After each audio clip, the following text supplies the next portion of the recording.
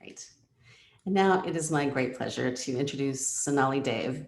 Sonali writes Bollywood-style love stories that explore universal issues. Her novels have been named Best Books of the Year by Library Journal, NPR, Washington Post, and Kirkus. She has won numerous accolades, including the American Library Association's Award for Best Romance, the RT Reviewer Choice Award for Best Contemporary Romance, and multiple RT Seals of Excellence, has been an RITA finalist, and has been listed for the Dublin Literary Award. She lives in Chicagoland with her husband, two visiting adult children, and the world's most perfect dog. Her newest book in her series about the Rajay family is Incense and Sensibility, which just came out on July 6th. And now it's my pleasure to turn it over to Sonali. Thank you. Thank you so much, Susie, and thank you so much, everyone, for being here. And I apologize for my squeaky chair, which has decided to squeak today. And I like how Susie said we don't want any of your dogs participating in this presentation, but I will put it out there that we might have a little visit from Simba, who is sitting right by me and very interested in what I'm doing. So he might join us in a bit. So as Susie said, I'm Sonali Dev, and my most recent 3 books have been retellings of my favorite Jane Austen novels. And this comes from a lifelong dream, and which started way before I even knew that I was going to write for a living. Well, I don't think I can call it writing for a living yet, but I'm getting there. But so what is ironic to me about all of this, about this dream coming true and all that, is that my introduction to Jane Austen was through a retelling. So I was in middle school. It was 7th grade. It was the 80s in India. I grew up in Mumbai, Bombay. When I was growing up, it was called Bombay. And back then, we had television wasn't quite what it is today. So there were not 7,000, if not 7 million shows to choose from and 20 streaming services. But this was a world of a few hours of TV a day, almost. So it was, so having a new show coming up was a big deal. So there was this buzz around this show that was going to be a Jane Austen retelling.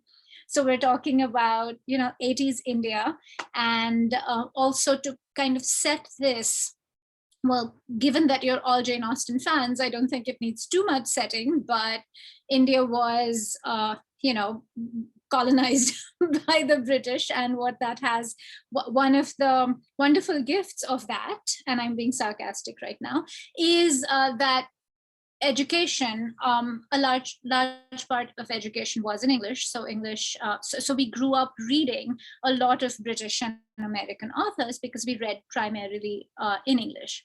So here we are, and Jane Austen and a lot of British authors and classic, authors of the classics were what we had access to reading.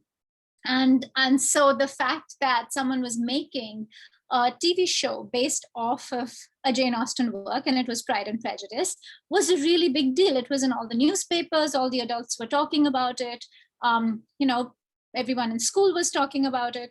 And so it was a big deal. And when I watched it, for me, what was striking was that there was a heroine in the show who always spoke her mind, who had opinions about everything and didn't temper them for A, to be liked by a man, B, for all the aunties in the world who represented society. So she had opinions, she expressed them rather, of course, I'm going to blank out on all my, because I'm speaking to you guys, but for one so young, you express your opinions rather, what was it Catherine de Bourgh said? I always know this, but of course at this particular moment, I'm having a blank moment, but here she was. And everything I believed about myself that wasn't being reinforced by the world I lived in was suddenly visible in a story, which was something we did not have a whole lot of access to. In a lot of the classics I was reading, in a lot of the film, the cinema shows, all the stories around me, if women desired things, they usually didn't get them. And if they got them, they ended up, in padded rooms at best, or dead at worst. So it was looking at you, Wuthering Heights. But this was the first time that I saw, first and foremost, a girl with opinions who was loved for it. And I was like, what is this wonderful thing? And that was my main connect into Jane Austen's work, was a heroine with agency who got what she wanted, which were two things I was not seeing a whole lot of, and which my natural instinct was to believe in, that wasn't being reinforced quite as much as it should have been. So I ran out, went to the school library, borrowed Pride and Prejudice. That was the first time I read it. And everything I was thinking watching the show was completely reinforced. And I have to also add at this point that before Darcy Mania took over the world, when Colin Firth walked out of that lake, back in India, we had Darcy being played by a real life prince. His name was Tarun Dhanrajgir, and he was from the House of Dhanrajgir, which is one of the princely states. And he was also a supermodel back then. So before there was Darcy Mania across the world, there was quite a bit of Darcy Mania based off of him in our in our middle school, and with the aunties and with everybody else. But that aside, I read this book, and it changed the woman I became, because the things I believed about myself saw form in a story. And then, of course, I read Persuasion, Sense and Sensibility, and Emma. Those are the four that I have always connected with. Those are the four that spoke to me. So no offense to to those of you here who are fans of Mansfield Park and Northanger Abbey. These are my Jane Austen books, is how I think of them. And the interesting thing about each one of them is that they taught me something, not as a writer, but something essential as the person I became. So she has had a foundational impact on me. We talk about literary influences. So I don't really think of her as a literary influence. I think of her as influencing me as a person, as a human being. And apart from the things, about agency and about self-worth. So one of the ways that I think about Pride and Prejudice, what it means, one of the most striking things to me over the years has been, and I mean, the way that is probably the book that has endured time more than, any other. And what strikes me about it is that back then, more than 200 years ago, we had a woman whose choice, first, women had no reason to believe they had self-worth, because nothing around them was telling them that they were worthy of much more than the marriage they made. So here is a woman whose choice is between destitution and marrying the 8th richest man in the world, because, England was pretty much the world.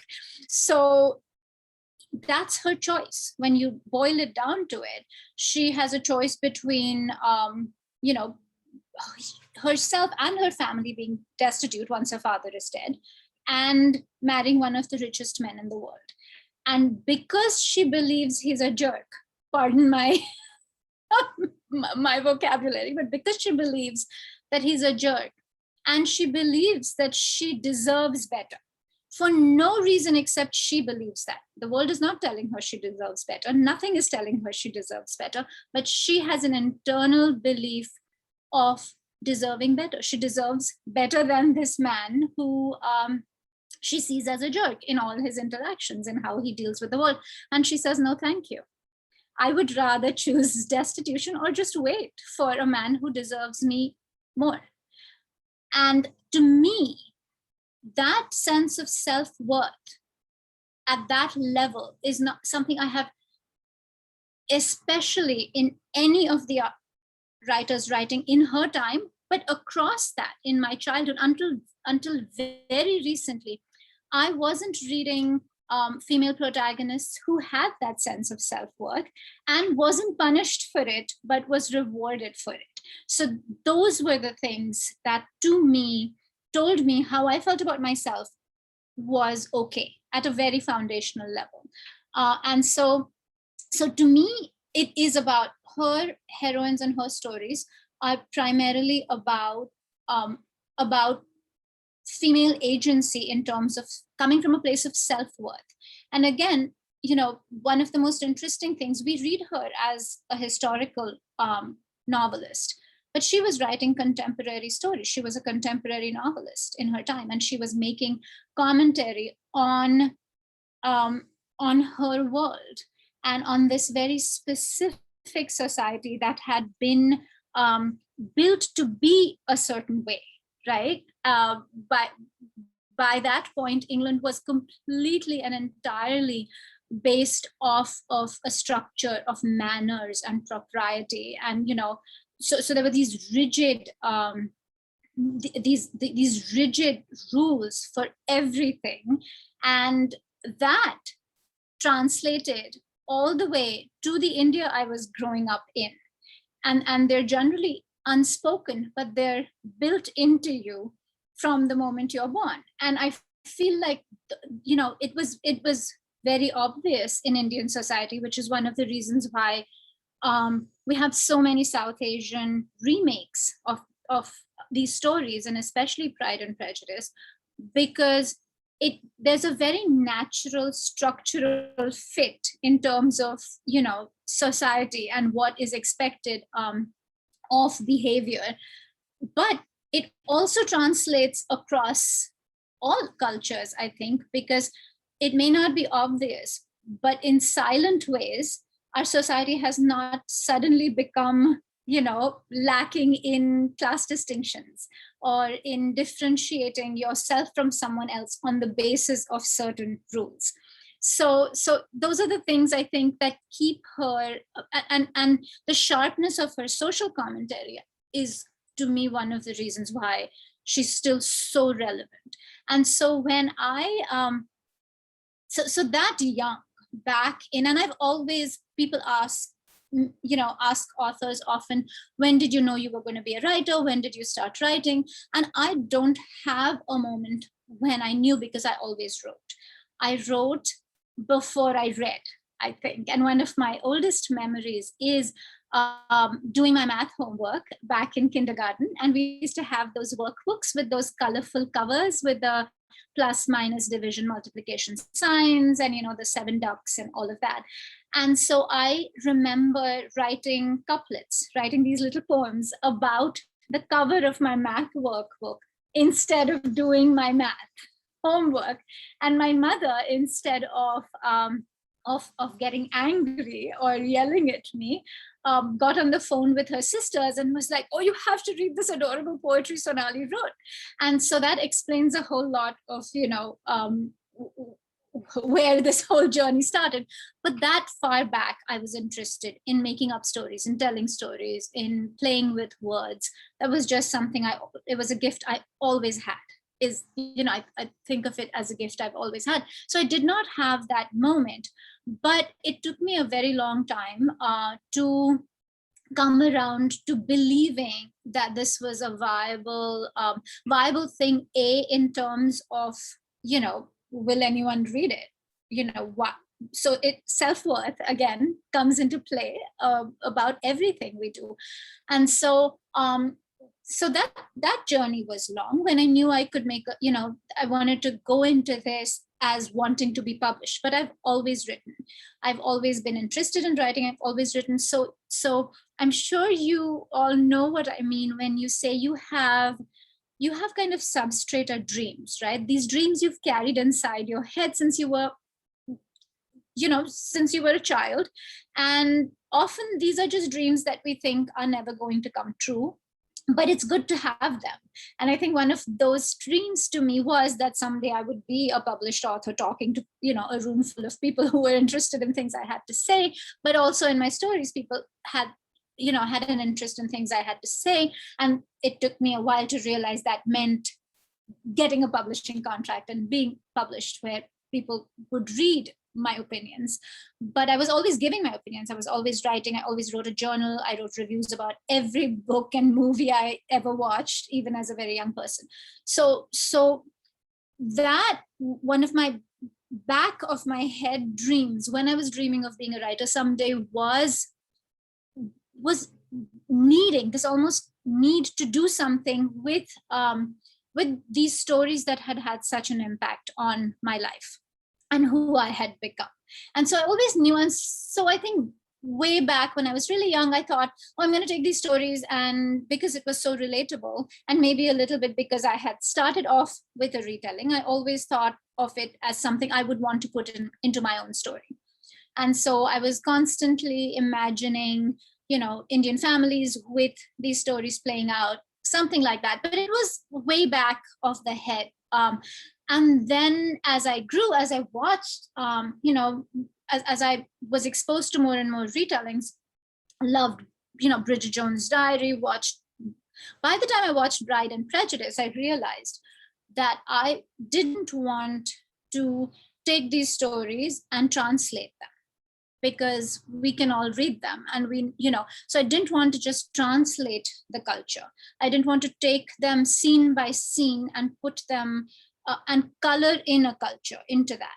That was something that had been done a lot, that was done beautifully. There are books that, do a really bang up job of not just translating the characters into a different culture, but translating the wonderful, sharp, cynical humor, all of that.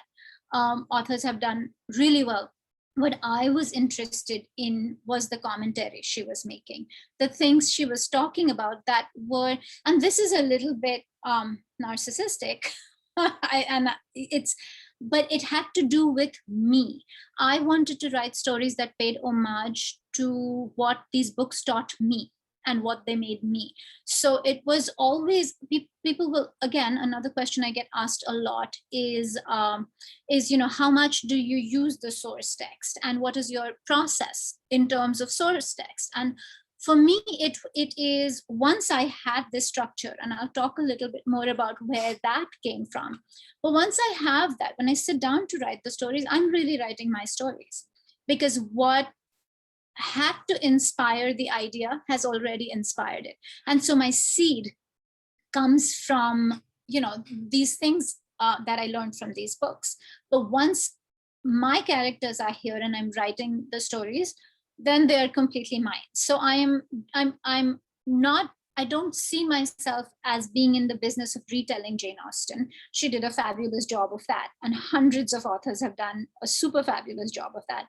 I'm in the business of saying what I want to say. And that's why my stories are my own. But I would not tell these stories if I had not been the person thus impacted by her work.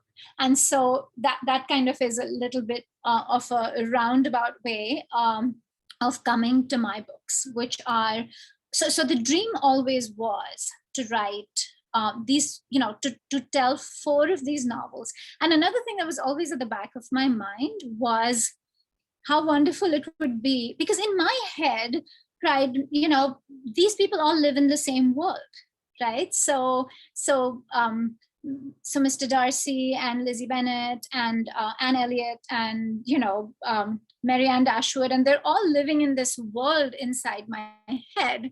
And so I wanted tangibly to put them in the same story universe. And that was the grand spark for me, because I had for all these years been dreaming about, doing something with these books. And then I was like, boom, that's what I'm going to do first. I'm going to tie these stories into one arc, which is one story umbrella. And so that was one of the things that kind of really started to get my my writer juices flowing. And then there is this whole other set of things that was happening as I was doing this.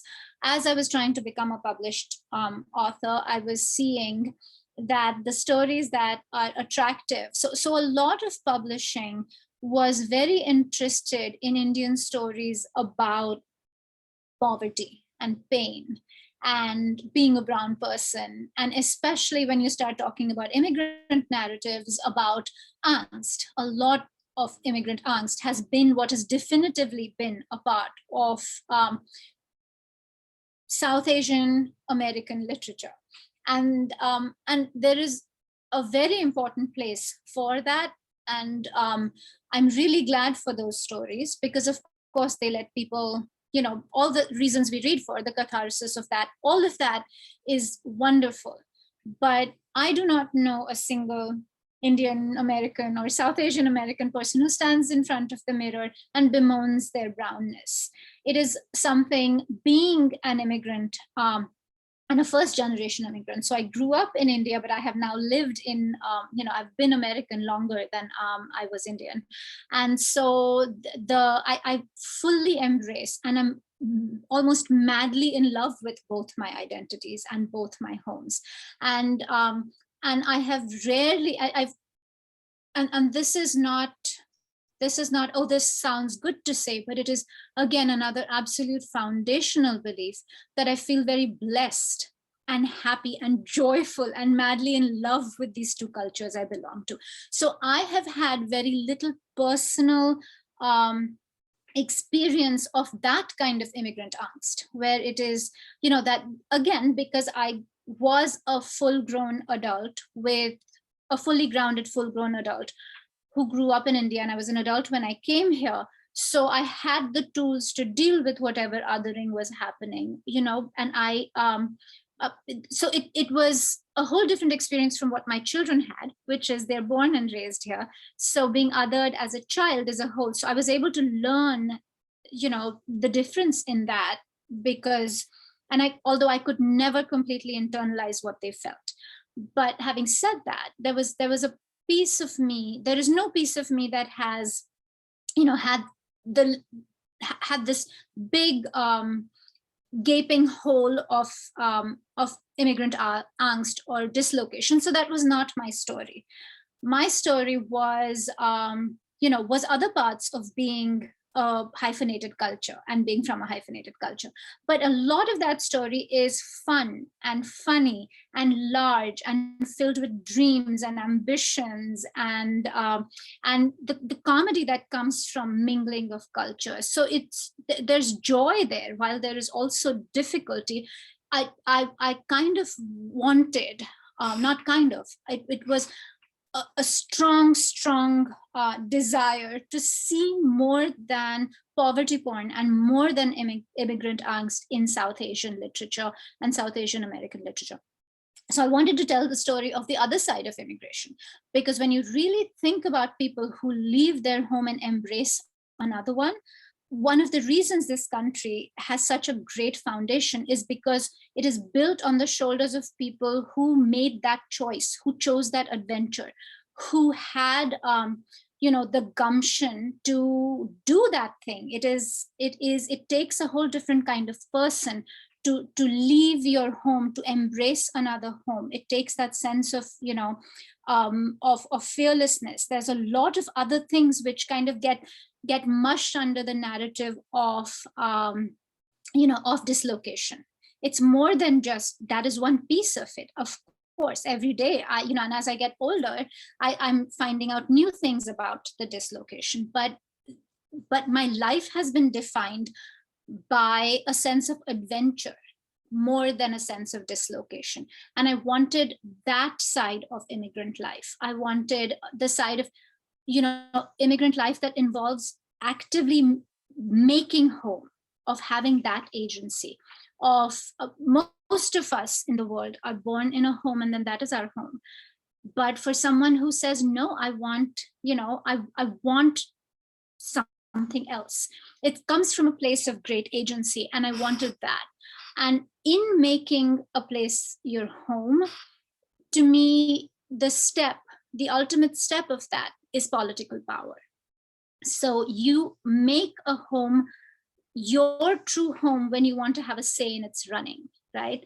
And so all of when you think about how joint families and households used to be, daughters-in-law and mothers-in-law, how that handoff used to happen in traditional Indian homes. Your power happened when you got to make the choices, when you got to make the decisions. So from that small domestic level to this, larger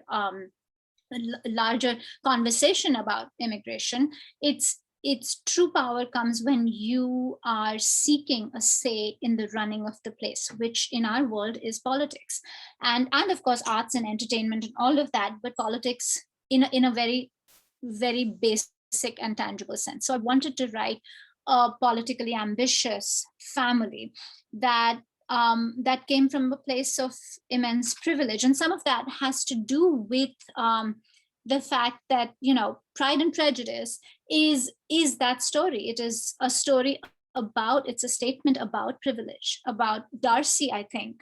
And this brings us to, am I doing good on time, Susie? Yeah.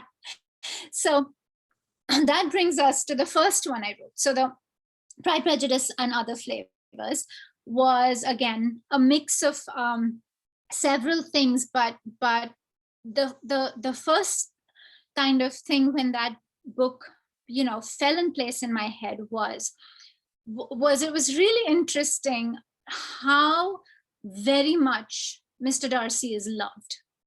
Okay, so he literally is this person who, when we find him, if we found him in our real lives, we would not like him. And so you have this, to repeat myself, this jerk that we lap up, and we need bibs because we're drooling so hard over.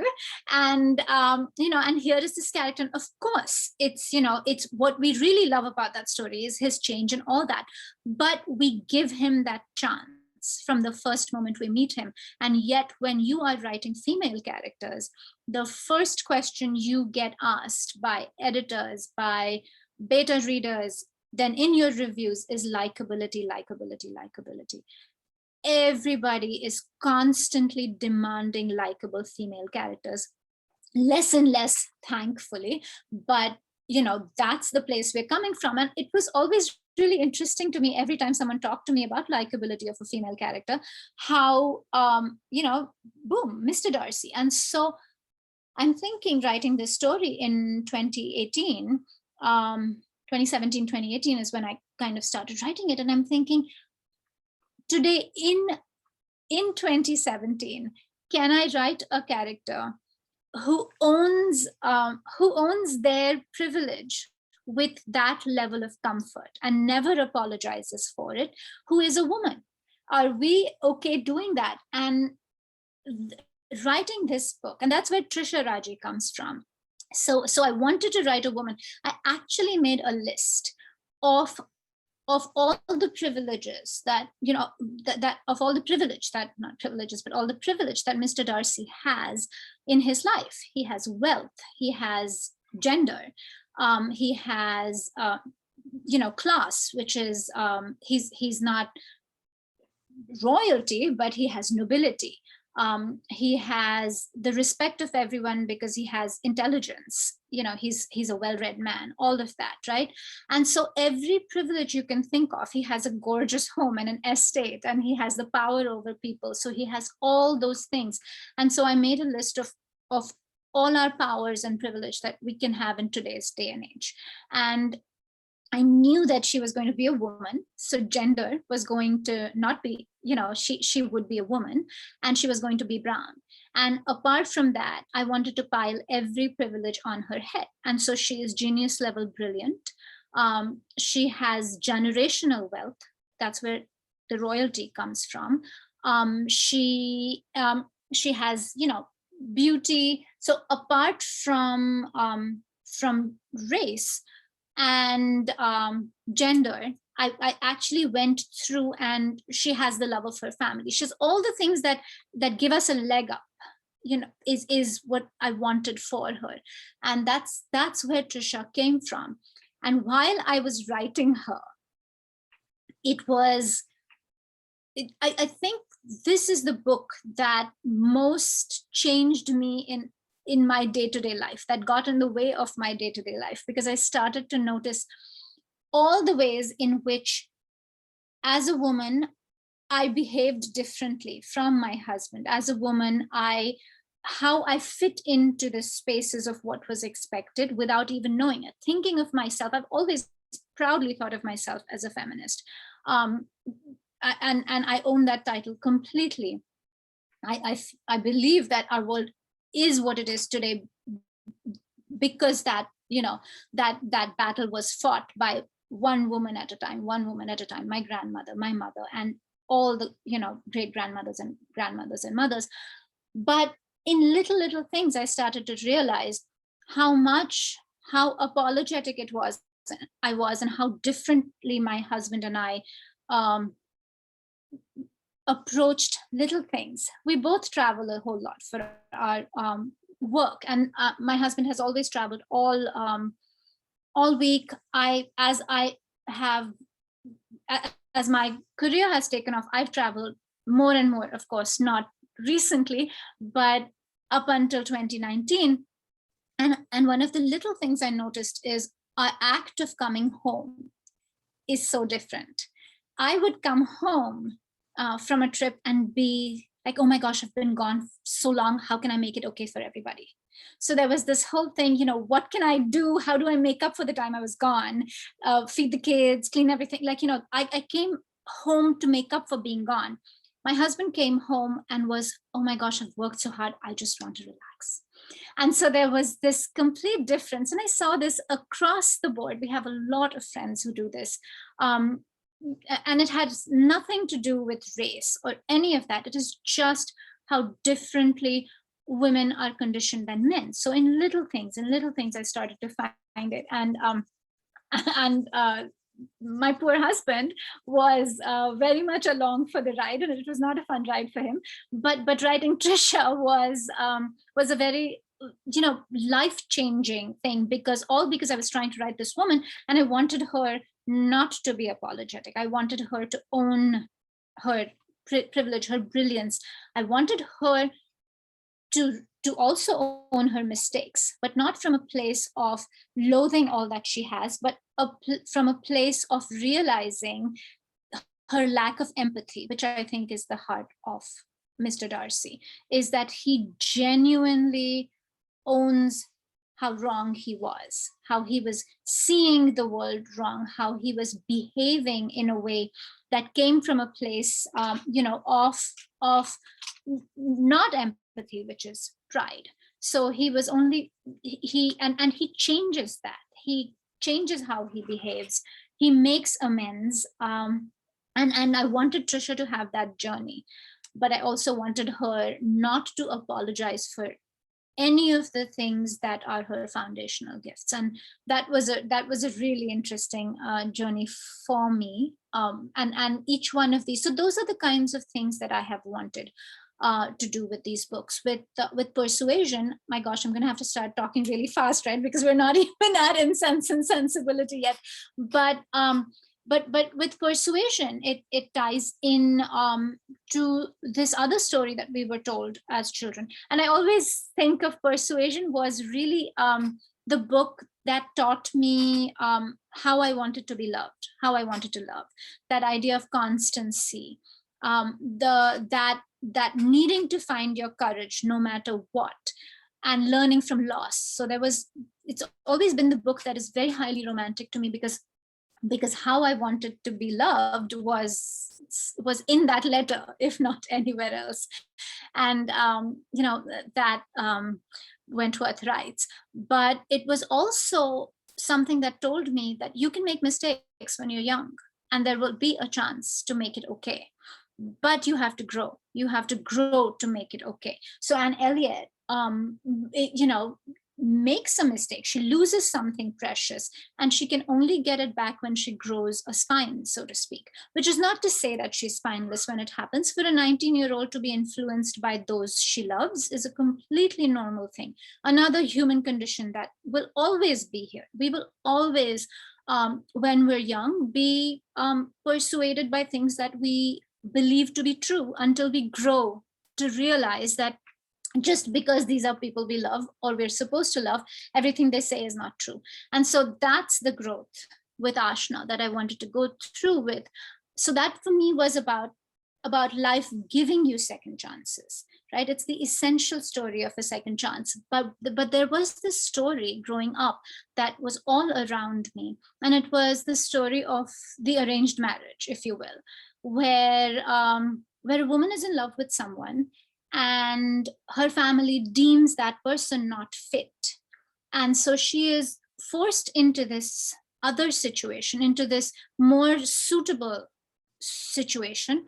And as it turns out, when she accepts that to be her lot in life and chooses to be happy with it, she finds happiness. And when I was a young person, to me, I thought that was a preposterous story to tell little girls. I thought, I watched these movies, which were really popular, and I read these books, and I said, that is nonsense. She should be with the person she chooses. Why are we telling people that you find happiness when you accept? And there is something about, I'm not saying that we should be in constant battle mode. Yes, of course, acceptance is an incredibly important thing in growth.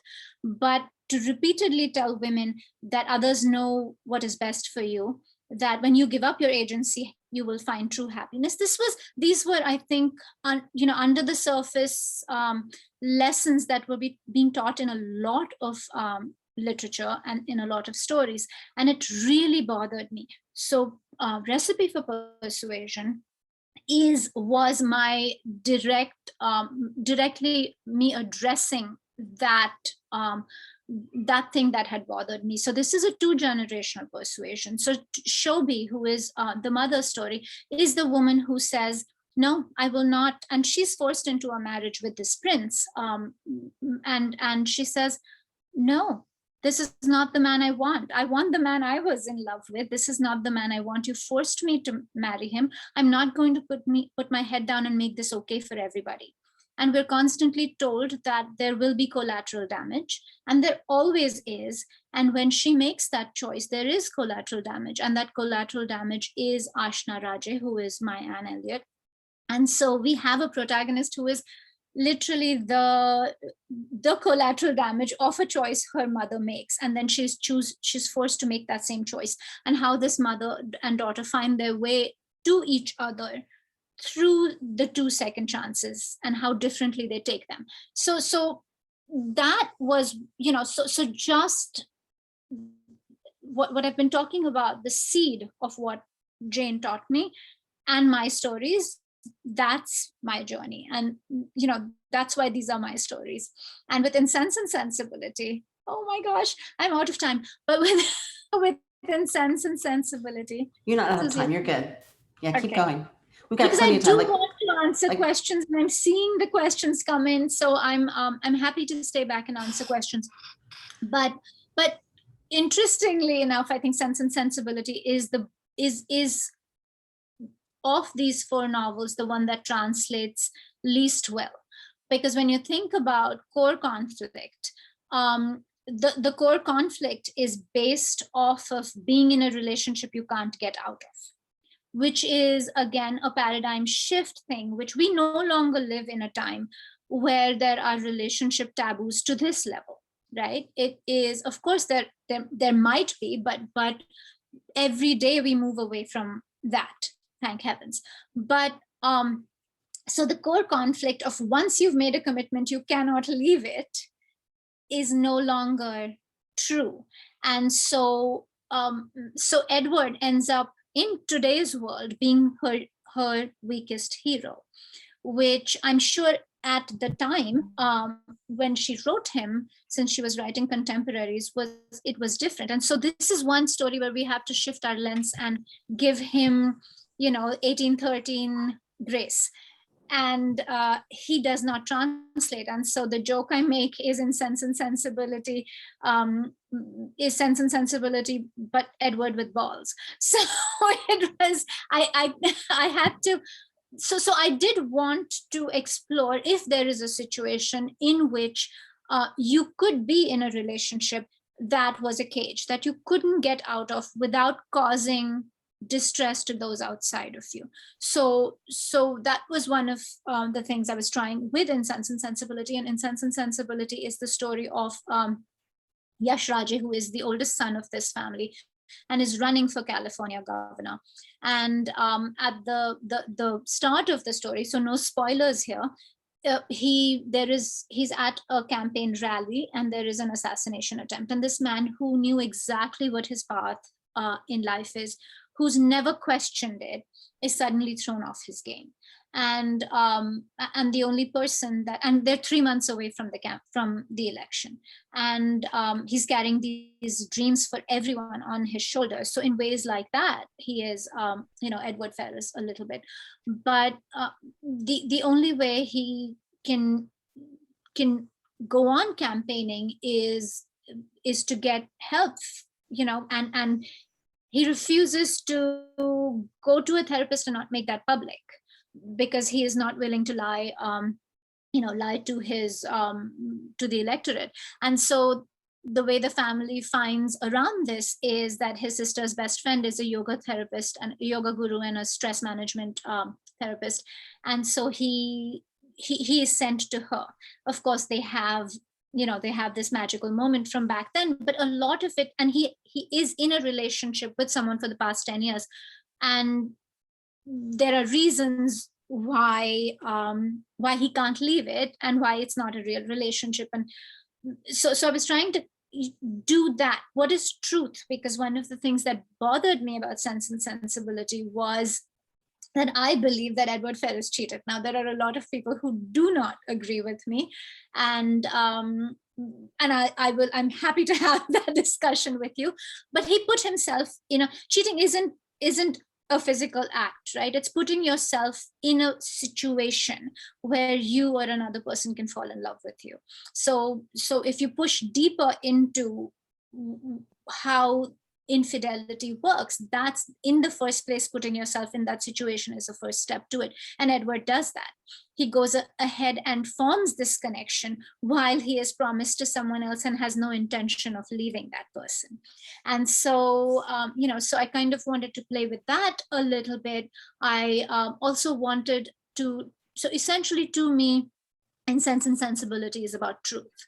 And one of the easiest ways to write, to really push at that, is to write a politician, because so much of being in politics today is about how we make it okay is greater good, right? So even if I think it doesn't matter which political party you belong to, but if I think certain things are important, I'm willing to look the other way when my guy lies about things I find unimportant, right? And this happens on both sides. We are okay with lies because the greater good means something. And so to what extent is that okay? And I kind of wanted to dig a little bit into that with this. What is truth? And to what extent are white lies okay, or lies that don't impact us directly okay? So that's kind of the direction I chose to take this in, rather than the most retellings, I think, of Sense and Sensibility now are about the two sisters and how they live differently, how they love differently. And there is that in this book too, but the focus is more on telling the truth and on what you want and what society wants for you, and how do you reconcile that, which I think was very much Edward's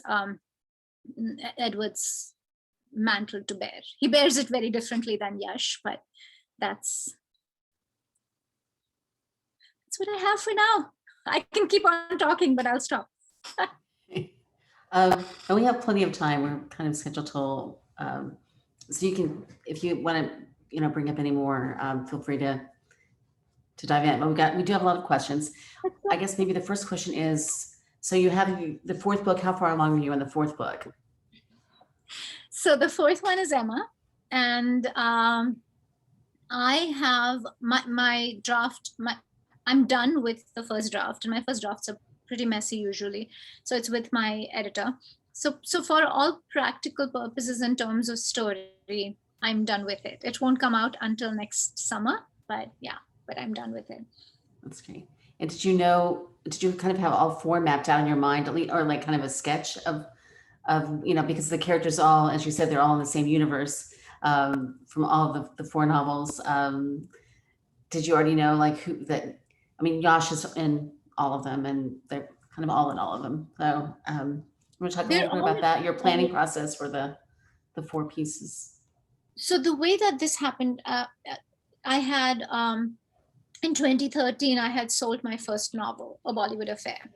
And this was my, and I kind of knew the next four novels I was going to be writing. I had a 2-book contract and I knew, but this was my brain, because I had had this back of the mind dream, jumping way ahead into this, this next thing I wanted to work on. And I actually remember sitting down with my agent and telling her this, and she said, well, Jane Austen retellings don't sell. This was 2013. And I was like, I want to write it. I didn't ask you if it sells or not, but of course, a whole different conversation. But so back then, when there was not even any, I didn't even know when this was going to happen or if it was ever going to happen. I sat down and I wrote a single page kind of, idea note, a single page query, if you will, for each one of the four stories. And the heart of them has stayed. And so it just, when I was doing that, because I had been mulling, this had been, the kinetic energy and potential energy thing, the potential energy in my head had been, going, gears had been turning for years, for decades. So when I sat down to write it, these four stories came out pretty much exactly, how they've ended up. Of course, you're talking about one page versus, so hardly anything has changed. Names have changed, things like that have changed, but that's what happened. I kind of knew that the 4-story arc would be kicked off by him making the announcement for a gubernatorial run, and the books would end when the election happens. And so I knew what each one would be about. The interesting thing is that who was going to be Emma changed. And it was almost, again, like one of those surface inside. So Vansh, the youngest brother, now having written these 3 books, actually 4 books, is a classic Emma. He is filled with noblesse oblige, which I think is the heart of Emma's story, which is believing because you have everything that you know best, right? And having this slightly misguided charitable heart. And Vansh, through the first 3 books, has been all over in all parts of the world that need his help, helping. So he's been on a mission continuously to help others. And so that really is what my Emma book is going to be about the connection between charity and excess, and how that works. That's fascinating. Okay, here's a question from Jeannie. Does placing the Rajay family in modern day US give you more artistic freedom and possibilities than if you place your stories in modern day India? So that has more to do with what story I want to tell. What is my story, right? I mean, I'm Indian American, and so that's the space within which I have most to say. So it's not so much about artistic freedom as it is about the story I want to tell, the things I want to say. And that's why there is a specific reason why it was California, and why they're in the Bay Area. And that has to do with, so we have a lot of family in the Bay Area. And so I have nieces and nephews who are born and raised there. And I have my own children and a lot of extended family who's born and raised in other parts of America. And there is a very essential difference. My children have, in elementary school, been the only brown children in their class. As they, that has changed over time. But there is a difference between that and being, one of 20 Indian children in your class. So there is an essential, sense of isolation in your racial identity that that happens much less in certain parts of the Bay Area. And so again, when we were talking about privilege, that gives you a certain, different sense of yourself young. I mean, later all brown children in, or racially non-Caucasian children in this country have a journey that they all have to make to find their place, because South Asians, Indians are less than 1% minority. That's a whole different thing, because this is the only home they have ever known, but you're less than 1% minority. So that foundational difference in the Bay Area is why they're set in the Bay Area. Interesting. Okay. And the next question is, again, you talked a little bit about dislocation, displacement. And the question is, Jane Austen writes a lot about displacement, and are there comparisons to immigration in this form of displacement that you see in Austen? I'm trying to think if I don't really think I have read an Austen novel in which displacement in the way that I see it as an immigrant, right, which is a whole different level of displacement than my children moving to Colorado, right, from Chicago. So yes, I mean, I think to me what it is more is a lack of power in holding on to things, right? So the whole entailment thing. So you have you will be displaced from your home, which is a different kind of displacement, I think, than it's more a fear of destitution, and it's more of lack of power than it is of going to a new place and making home. There is some of that, but yeah, I that's not, I will now think about it, but I mean, that's not thematically a thing I have really likened. It's always been more about boundaries, right? Because with rules come so many boundaries. This is one you cannot cross. This is one someone else cannot cross. This is, and she has a lot of love across boundaries. She has a lot of friendship across boundaries, and that is certainly something that that I'm very interested in commenting on in my books. Yes. So you said your first, you were published first in 2013. How long were you writing before that? So I was first published in 2014 because because that's how publishing works. I sent my Emma book off in April, and it will be on the shelves summer of next year. So there's just this long tail. But I signed my first contract in 2013. And before that, so as I said, I've always written.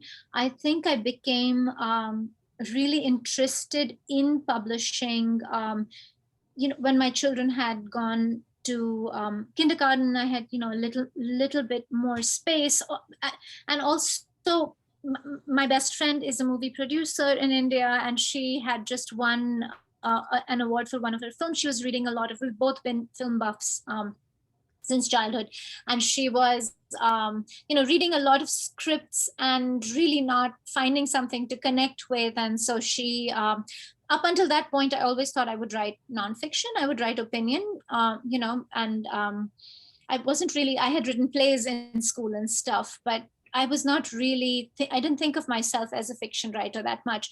And so she was looking for someone to write a script, and she was like, I'm reading such nonsense. And she wanted to do something commercial, because Indian cinema used to back then be Bollywood, which was completely escapist, and art.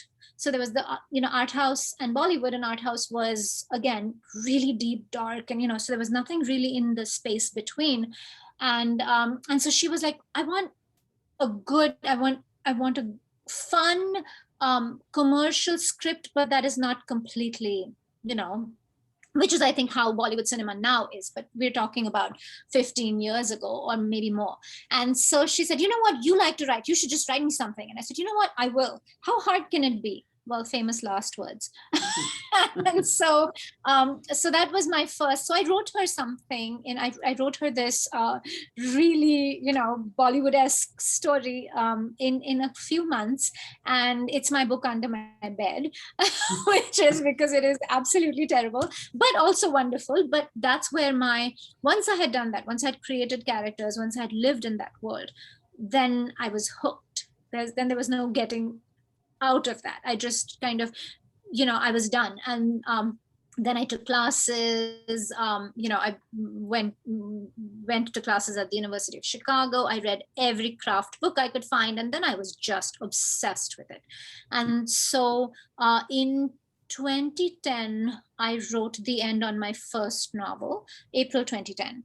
And I sold in, and it was really rough, but I really started querying, sending out queries to agents sometime in 2011. So at the time it felt endless, but 2 years, and by that time I had two books written. I had Bollywood Affair and Bollywood Bride both written. I had, and as I was querying and trying to get published, I was continuously revising these books and trying to learn more and learn more and learn more. And so yeah, that process for me, now in retrospect, which was, almost miraculously easy, was about 2 years. At the time, it felt like, oh my gosh, nobody's ever going to. It was also a very different time. We're talking about 2013 in terms of what editors and agents were looking for is like a century. I couldn't even tell you the things that I have had been pitching to editors, and they've looked me straight in the eye and said things like, both your protagonists are Indian. Can we make one of them Caucasian? Like, just today, someone would lose their job for saying that. But back then it was just business. Like, she was just, because that's not what our readers want to read. And we were continuously being told these stories about what readers wanted, but it really was convenience of sticking with what was already there.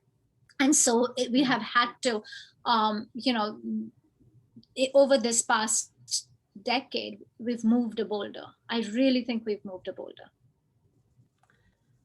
I mean, I'm still shocked. I'm still getting over you saying that you were told that there wasn't any market for Jane Austen, inspired novels. Oh, you'll be amazed at the things people are told. And the sad part is, as when we're coming at all of this from a place of fear, because we know so little, we believe a lot of things we're told, and a lot of things we're told are true, and a lot of things we're told are not, and that's kind of where your growth is. Yeah, it's like Hollywood only wanting tentpole movies, and it's just if it's not already pre-sold, it's like, but then you have no creativity. There's nothing new that comes out. So I was really struck by the lessons you learned from Austen as a young, in seventh grade, that like about agency, and that was really. I know you said you've been writing even before you could read. Did you feel like you knew someday you were going to write an Austen-inspired story, way back when? Yeah, absolutely. And I was, in fact, after right from the time I started reading her, I was writing these stories in my own world, in my head anyway. And, writing them in my dreams, kind of, because I think one of the things as a storyteller is that there is continuously story in your head. It's really hard to explain to people how that is, but you're continuously living with, characters and stories in your head.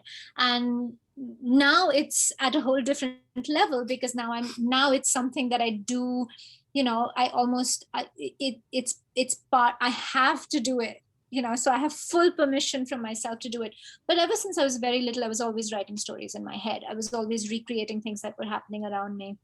And so, of course, I was, I have a Count of Monte Cristo that I've written in with Indian drama in my head as a young person. And, Jane Eyre, of course. My grandmother was obsessed with Jane Eyre and with Mr. Rochester. I think my love of romance comes from that. And so imagine, if you will, she was 4'10". She never wore anything but a sari, and summer afternoons I would cuddle up with her and she would read from Jane Eyre, and she would be, oh, that Mr. Rochester. And it was so of course I was writing these stories in my head all the time. And that's why I call it my, distant inherent dream. It was almost like coded inside me that someday I was going to do something with these books. Yeah. Did you ever have any other career besides writer? So I have a degree in architecture. And so I am a trained architect. And I did that job for a very little time because writing was always calling to me. Even in architecture school, I was always my professors were always going, sketches, not words. It was like, but I like words so much more. But so my first job out of college was working in an architect's office for a while, but pretty soon after that I switched to I started working for a journal, an architectural journal called the Indian Architect and Builder, which was, a more tradesy architectural digest. And so that was my dream job, because I could bring the two things I loved together. And so I always knew after that, once I had done that job, I was like, I'm never going back to architecture. It's going to be writing. And so I worked as a technical writer for almost 20 years, for a very long time. That was my bread and butter writing job for a long time. That's incredible. Okay. Uh, Just a question about the order, the sequence of reading the four novels. You should start with Pride, Prejudice, and Other Flavors, right? And then Recipe for Persuasion. You wrote them in order, or is it I easier to read, or can you read them separately, do you think? I think that they stand alone completely. And everybody comes at series differently. Of course, I think the best way to do it is to do Pride, Prejudice, and Other Flavors, and then Recipe for Persuasion, and then you show them an Incense and Sensibility, right? But Incense and Sensibility just came out. It's kind of top of consciousness. So if you started with Incense and Sensibility, there is, I don't think that you're particularly going to miss anything. You can totally read them out of order, in my opinion. There are people who believe, but there's nuances about the other people who show up in the books that you will know if you've read the others. They are completely standalone novels, but the world is the same. So it all depends on, I think, the kind of reader you are. I have started series bang in the middle of it and gone back and forth, but I have also read them from the beginning, like, you know so and there are people who feel very strongly about that, and so it depends on who you are and how you feel about that, I think. Um, right, let's see. Someone Are here there, has said something about the Apu trilogy of films. Yes, and a whole that does revolve around an unwanted arranged marriage, and so that's precisely the story I'm talking about. While I love the Apu trilogy, you're also talking about culturally a different kind of empowerment, a different paradigm in terms of world, when you're talking about 1940s or 1930s or 1940s India.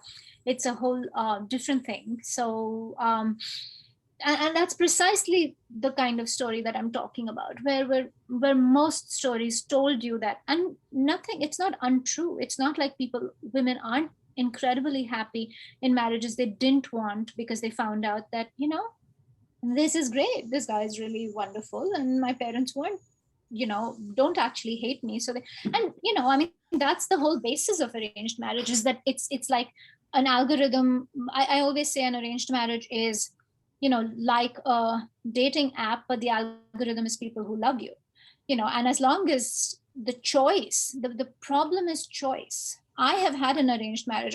We just completed 25 years of being married, and I won't say it's a perfect marriage. None are, but it's one of the happiest marriages that I know. And it's but I asked for it. This is what I wanted. My issue is not so much with that. It's about agency. It's about when you're told, no, what you want is not the best thing for you, this is what you should have instead. That's where the line of and again, I will say, reiterate that that's not how arranged marriages are. Modern arranged marriages are. It's not like parents are running around forcing people into marriages. That's not at all how it is. But the stories where that was being told to us and being romanticized, that somehow a husband automatically is going to be the man, for you, that was the part that bothered me. There's a question, are there plans for a Rajay version of Marianne and Brandon's story? It's in Incense and Sensibility. So it is a story of two sisters, and both their stories in here. So I do have a Colonel Brandon in here. Her name is Colonel Brandy. which is, yeah, and I mean, I think that, yeah, I love China and Brandy's story, and there's a, yeah, so it's very much in here. I haven't There's started an yet. I'm looking forward to it. So here's a quick question I also have. Any chance your books will be optioned for film or TV? Well, we're working on it. We have had a few, you know, things happen. There's a specific way in which I want it to happen. So we're waiting. So yes, from your lips to God's ears, everybody send good vibes, and hopefully we will. I know that writing the books is in my hands, and the rest is in whatever will be. But I do know that I want, and it's a different medium, and of course the books will change, but I want them to be, you know, at least in spirit true to themselves. And so there is a specific kind of thing I want. But yeah, we're actively working on selling film rights, or screen rights. Yes. So if anyone here is looking to make a Here's a related question. Since other writers have had their books optioned in stories, there was a lot of stories about how producers wanted to change the character's race, or believing that movies with people of color won't sell. How would you respond in a similar situation? so the question is, I guess if they wanted to make Trisha Caucasian, I mean, you kind of talked about this a little bit earlier, but if they wanted to change the race of one of your characters no, as and a I condition of making the film, how no. would you respond? And that's what I mean. Like, yes, sure, you can change. Someone might say that it's not a Food Network show. We'll have a competition in the local market. That kind of stuff I can understand. You want to do the Great British Bake Off style thing instead of food. That stuff I understand, but foundationally, that would be something that would be a no, because I mean, if and we're learning things every day about new ways in which we weren't being empathetic toward people. We weren't. So yeah, sure, if I've made mistakes and it comes to light that stuff I have said or done should be thought about in a different way, I would be honored and absolutely happy to make those changes, and to bring in a perspective that someone can bring me around to. But no, I mean, this is the story of an Indian American family, and there are very essential ways in which the characters are a are a product of that, and that's the story I would absolutely want it to remain.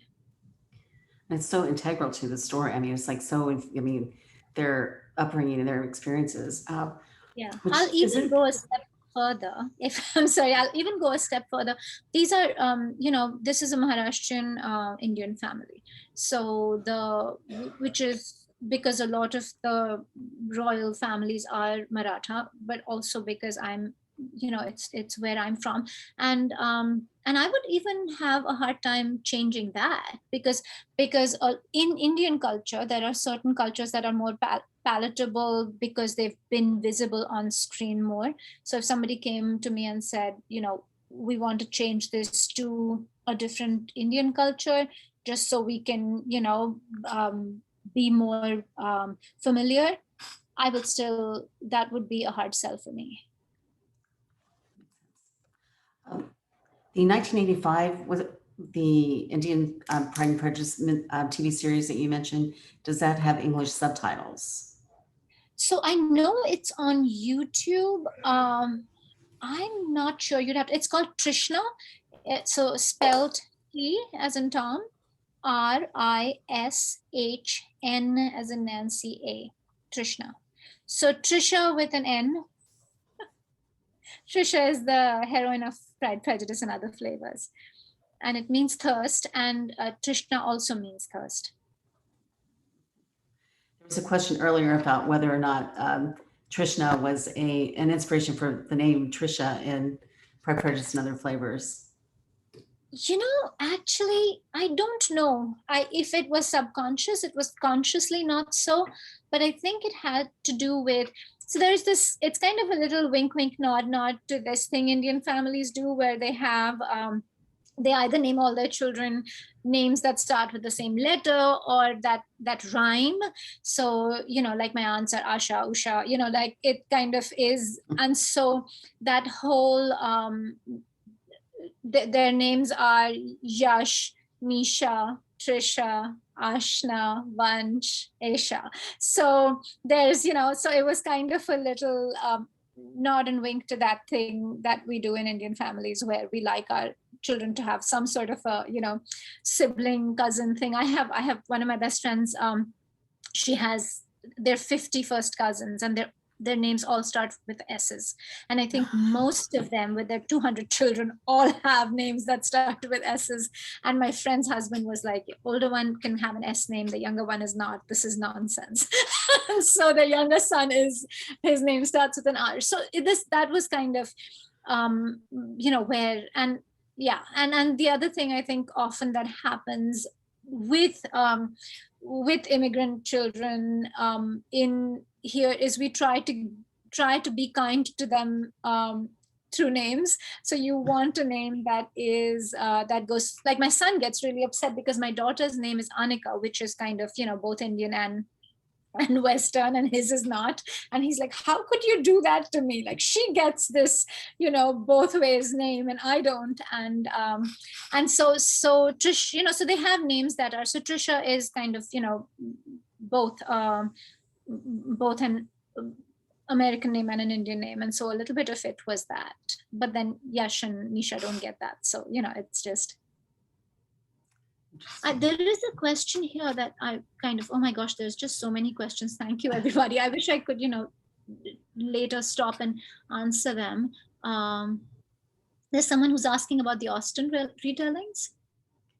Yes. That was, let's see, I think we've already done that.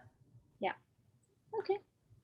But let's see. When you're done with Emma, do you think since you've already finished the Emma book, do you think you might be tempted to continue with Mansfield Park and Northanger Abbey?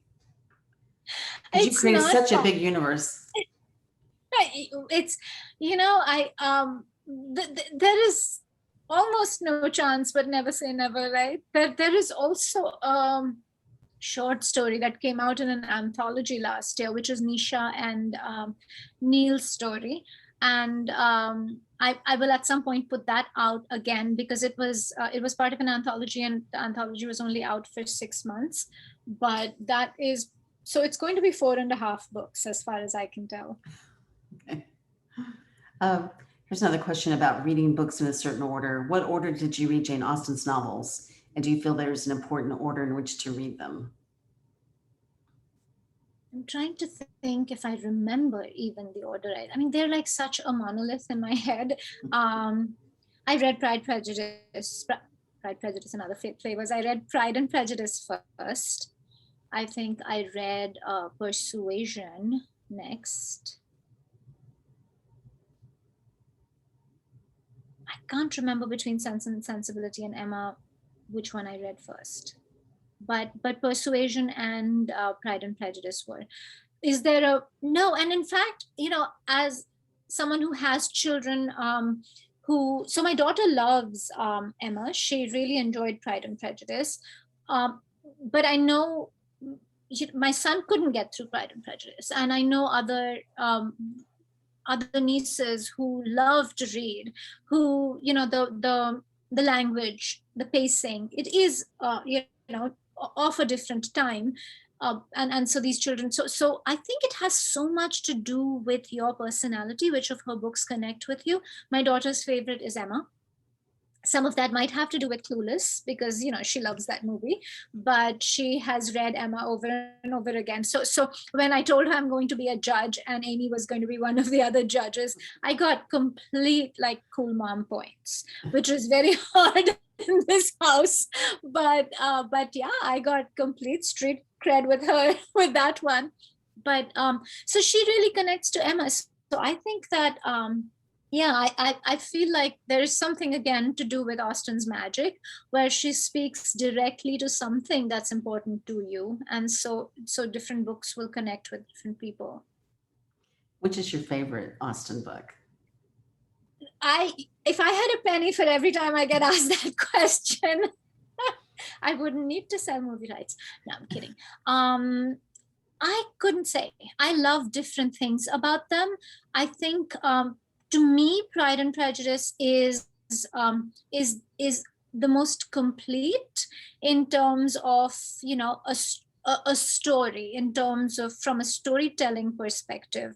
It's it has it's the most complex. It has the most moving pieces that all come together really well. So it plot, romanticism, character growth, community, all of that.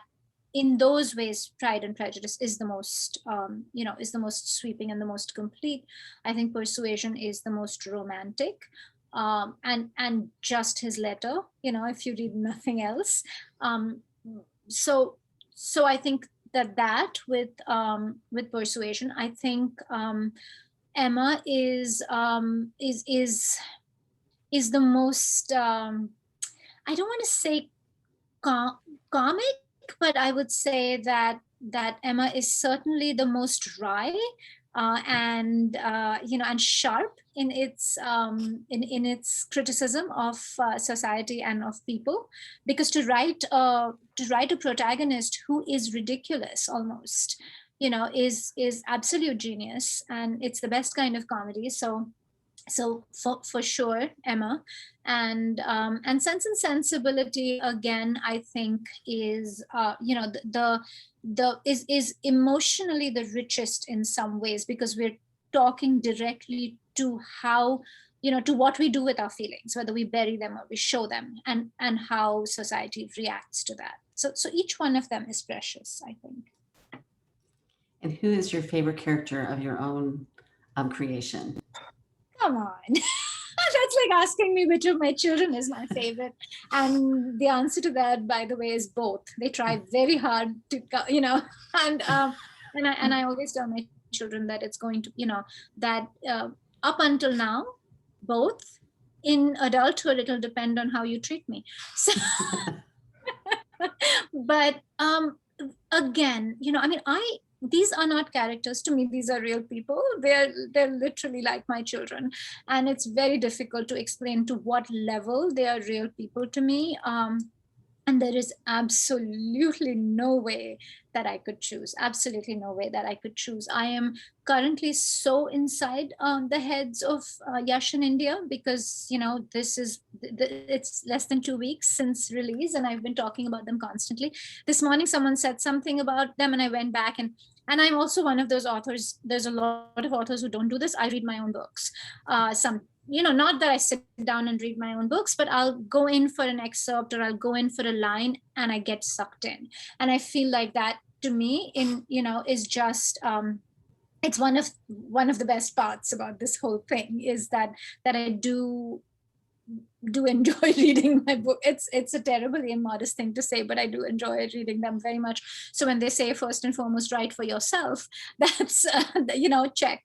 But so I read a good 3 or 4 chapters this morning when I was looking at something, and I think there's something about those two that is so deeply developed. I also wrote this book during the pandemic, and India is my first character who is first female protagonist who's such a whole character, who is so grounded and strong and not reeling under some trauma. Because I deal so much with female trauma, and that's what I've been trying to explore. India is my first character who is not overtly like that. And I think it says something about what we went through during the pandemic, where we all needed that kind of person in our life. So there's something very essentially grown up and evolved about these two characters. So I do really love that about them both. They're fundamentally adults. One of my Christina Lauren, who writes really lovely romantic books, read it and called me and said, Sonali, this is conversation porn. She said, these are the best, most adult, grown-up conversations that I have heard two adults have. And so there is something very essentially evolved, I think, about these two characters, and I love that. Can't wait to dig into that. Okay, we have a question, a couple more questions about, one is about Sanditon, and have you seen the Sanditon series? I have not, and one of the reasons is that I don't have a PBS. I don't have a PBS subscription right now, and actually before they announced that they're coming up with a season 2, a lot of people said don't, because they kind of just drop it there, and I can't deal with cliffhangers, so I never started it because I was like, oh my gosh, if that's gonna happen, I don't want to. But I at some point I will go and read it. Well, I mean, watch when it. you do, we have someone who would like to know how you would actually change the storyline for the second 2 seasons. But anyway, we'll let you watch that first and maybe revisit that later. And then I think we just have one more question, unless anybody has a parting question. And this is, I think, true of many of us who've read Pride, Prejudice, and Other Flavors, about how hungry you can get from reading about all this glorious food. And so do you have any recommendations on where we can find such great food? Oh my goodness. You're all in California, so I'm sure there's plenty of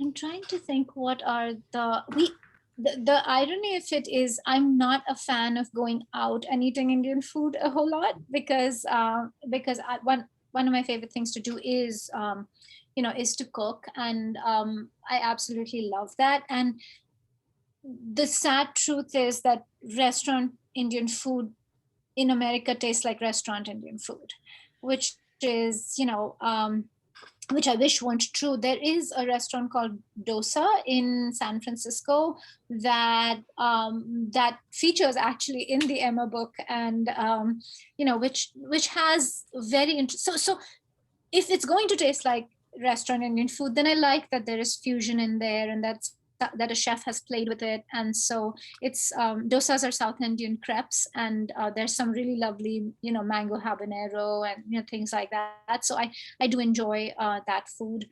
The dosa food, when I've eaten it, I've really enjoyed. There are some lovely hole in the wall like kebab places in San Francisco that I do love, which I have heard over time.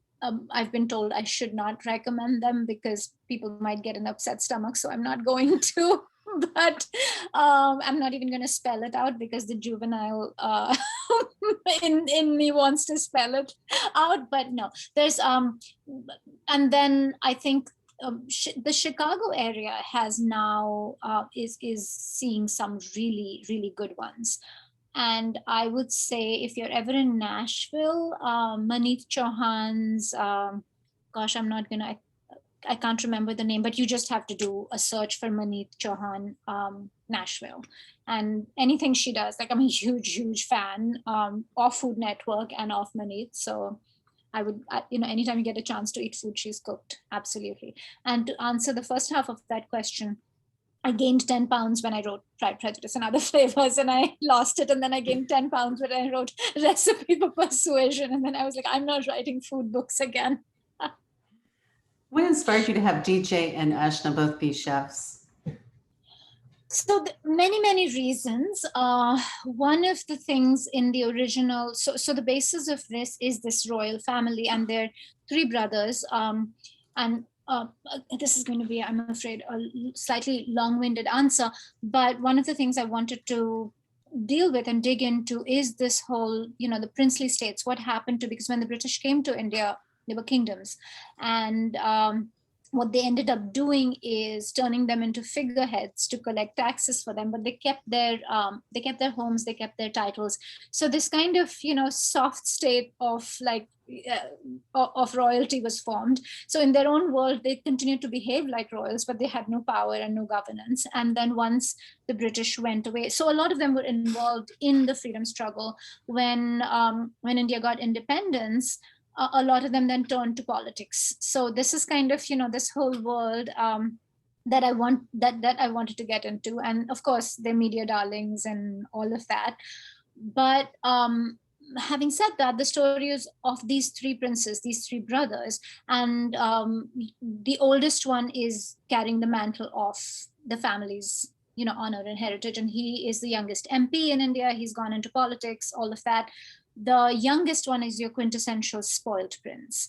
He is always in the media for all the wrong reasons, and his daughter is the one in Recipe for Persuasion. He's always in trouble. He's always the butt of scandal, all the things, every bad negative stereotype, because he believes his privilege makes him better than everybody else. And then the middle brother has, is the patriarch, the only brother who is alive, and who is kind of a cornerstone of this series. His kids call him HRH for His Royal Highness, and ironically, of course, and not in front of him, but behind his back. But Shri comes to, he's pretty free to do what he wants, and he comes to, he's a doctor. He has migrated to America, is building a life here. Loves his, loves medicine, all of that. And then the oldest brother dies in an air crash, and he suddenly finds himself the keeper of things that his older brother was. And so there is a change in what is expected of him. And that, again, resonates into the stories of this next generation, because he's the father that everyone is left with. But the youngest prince, and this answers your question, gets in trouble in India and has to flee. And his brother, who has, created this life for them here, brings him to America. And the only thing that this man is, they try to think, what do we do with him? What, he has never had a passion except for living well. And what does that translate into? The only thing he knows about is good food and good drink and, entertaining large. And so, so his brother kind of builds him the Bay Area's first fine dining Indian restaurant. And that's the first thing he succeeds at. And then there's all the other reasons. So that's kind of where I knew this restaurant was part of this story. And Ashna's story very naturally then was being stuck with this, being stuck with this legacy and of this father who wasn't the best father. And so Ashna was always a chef for those reasons, because again, I was interested in writing a woman who is something she doesn't like and has to excel at it without really having any attachment to it. She actively hates it because she ties it with a lot of other things. And so DJ and DJ's character was, he had to be an outsider. He had to, because again, we were talking about privilege. He also, because we were talking about first impressions in this book, as him being Lizzie Bennet, there was what you see, what a person, when somebody looks at him, he's Black British.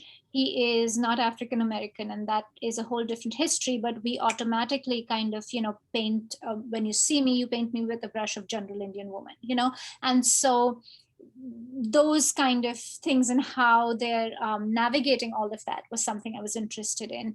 And I also wanted this to be a man who does something essentially at odds, because I was playing with gender flipping, right? And so this is a man who nurtures people with food. His love language is food, and that's how he shows caring. That's the only way he can process his own emotions. And so food, so DJ and Ashna were very naturally, those were there. So it came from Curried Dreams, which is the restaurant that the brothers start, but that was the seed for it. But then they were very naturally who they were.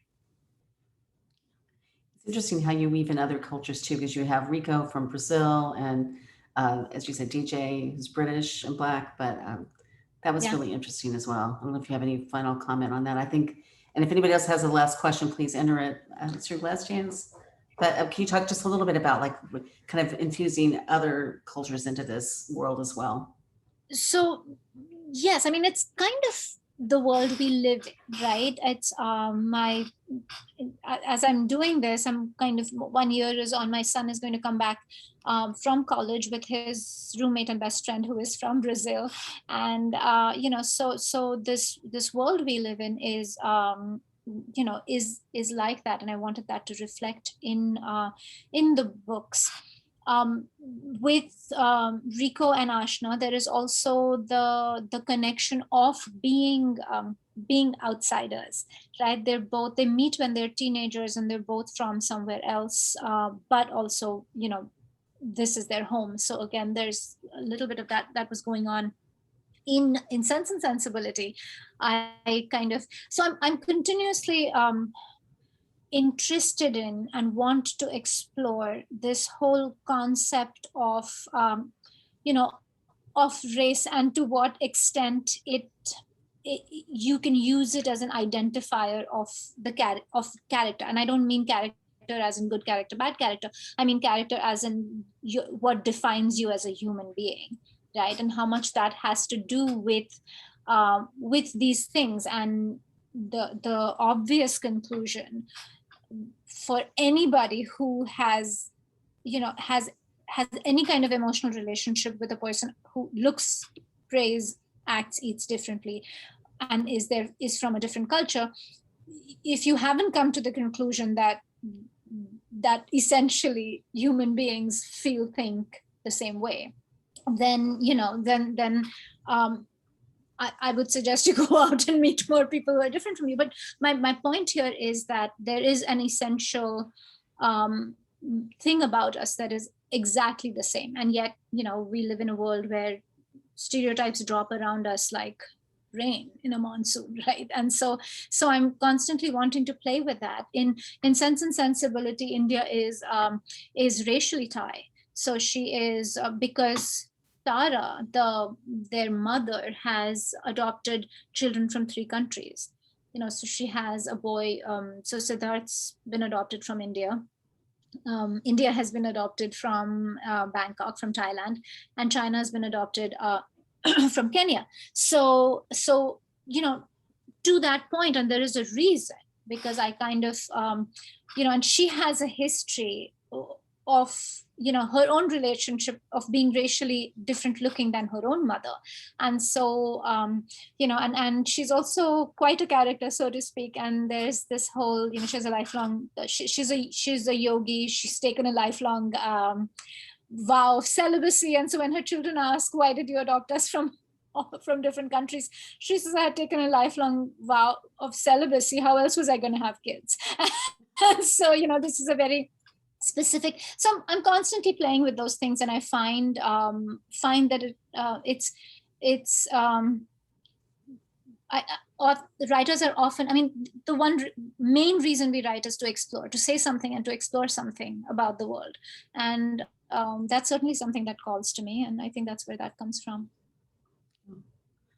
I'll just say one last thing. The relationships between the family, there's just so much, and there's so much deep emotion. You really get to get inside the character's head, and what, someone who has privilege still has all these, insecurities, that really comes through with Trisha and with all the characters, really. It's really fascinating. And these people, they do feel like human beings. They feel like real people. Thank you. Yeah, messing up is our single across the board best talent, right? As human beings, we can we can be given every gift, and our journeys are to mess up and then figure out how not to. And I think at the heart of it, every story is about that, right? Is about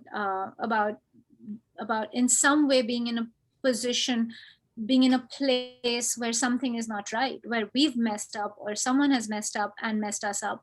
And the journey is always to reconcile with that, to, get past it. Sonali, thank you so much. And thank you everybody for coming. It's been a wonderful to hear your process and the putting together this universe that you've created. Thank you. This was so fun. And I love that I got to see faces and people smiling. Thank you for that. Because sometimes I see just my face and I'm like, oh my gosh, am I boring everyone to death? But having, seeing your faces and seeing your smiles, thank you. That was wonderful. Thank you. Thank you. Thank you, everyone. Bye, everybody. Take care. Thank you. Right. And Susie, if anyone wants to send me questions, I'm on social media. You have my email. I'm happy to answer questions I have missed. I think we got everybody. If you did have a question you missed, please, we'll do a survey for the event and just enter that question, and then we can also put it in our newsletter too. So Perfect. And I have a feel free. newsletter if you want to keep up with my, with comings and goings. And as everyone's leaving, I can say it's kind of fun. It's the 3 R's. It's a recipe, a recommendation, and a really bad joke that I get from my family group chat. So you might enjoy it. And you get a free recipe book for signing up. So there's that. Is it on your website? Yes, the sign up is Okay. on my website. It's on most of my social media channels, and I can, it's at the bottom of my email. So you will have it if you wanted to share it. Okay, I'll share it with everybody. Thanks. And one person Thank had a you. question about us doing Zoom. We will continue to do Zoom meetings next year as well. So we'll do some in person and some Zoom. So anyway, because it's been so great seeing, we have someone from Wales today. We have, we've had people from all over North America and Europe, and it's been really fantastic. So we definitely don't want to let that go. Right. This is wonderful. Thank you so much. And enjoy your lovely California weather. Someone who's from Santa Barbara, and I'm so jealous of you right now because I'd love to be on a beach. All right. Can I sign out? Because I'll just keep talking if I stay. Okay. All right. Bye, everyone. Thank you. Bye, everybody. Thank you, Sonali. Thanks, Susie. Thanks, Jeannie. Bye-bye. Bye, everyone.